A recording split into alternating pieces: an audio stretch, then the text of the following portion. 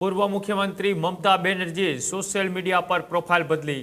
મમતાએ પાછળની 3 વિધાનસભામાં મુખ્યમંત્રી હોવાનું લખ્યું। મમતા બેનર્જીએ ટીએમસીના સ્થાપક અને પ્રમુખ પણ લખ્યું છે। જે રીતના પશ્ચિમ બંગાળનું રાજકારણ ગરમાયેલું હતું, ત્યાં ભારતીય જનતા પાર્ટીની સ્પષ્ટ બહુમતી આવ્યા બાદ પણ મમતા બેનર્જી કે જેઓએ પોતાની હાર સ્વીકારવા માટે તૈયાર નહોતા અને અંતે રાજ્યપાલે એ વિધાનસભાનો બરખાસ્ત કર્યો અને ત્યારબાદ ભારતીય જનતા પાર્ટીનો આજે શપથ ગ્રહણ સમારોહ હતો।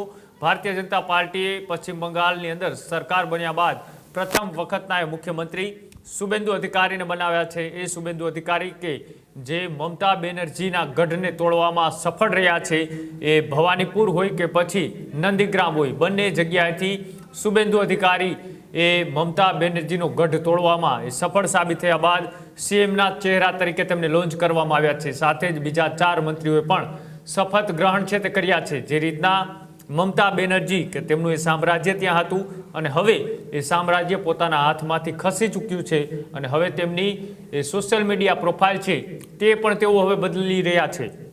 મમતા બેનર્જીએ પોતાની સોશિયલ મીડિયા પ્રોફાઇલની અંદર બદલીને હવે તેમને એ ટીએમસીના સ્થાપક અને પ્રમુખ છે તેવું લખ્યું છે। અત્યાર સુધી તેઓ વિધાનસભાના મુખ્યમંત્રી હોવાનું લખ્યું હતું। મમતા બેનર્જી કે જેઓએ અત્યારે 3 વખતના વિધાનસભાના મુખ્યમંત્રી હોવાનું લખ્યું હતું ને ત્યારબાદ હવે મમતા બેનર્જીએ ટીએમસીના સ્થાપક અને પ્રમુખ છે તે લખ્યું છે। આ જ પ્રકારની તમામ અપડેટ જોવા માટે ન્યૂઝરૂમ ગુજરાતને લાઇક, શેર અને સબસ્ક્રાઇબ કરવાનું ભૂલતા નહીં।